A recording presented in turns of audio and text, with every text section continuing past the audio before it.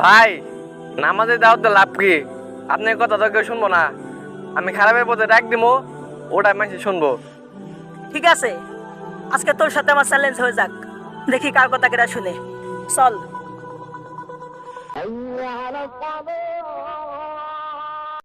আজান দিছে, নামাজে যাইবি না? হুম। মাশাআল্লাহ। হাই হাই, ফিরাইতে পারলাম না। আয়, আজান দিছে, নামাজে যাইবি না?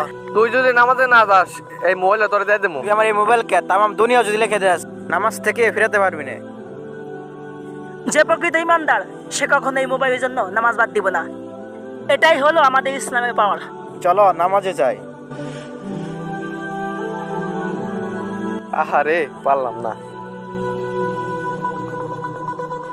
আল্লাহ হাফেজ, সবাই ভালো থাকবেন, সুস্থ থাকবেন।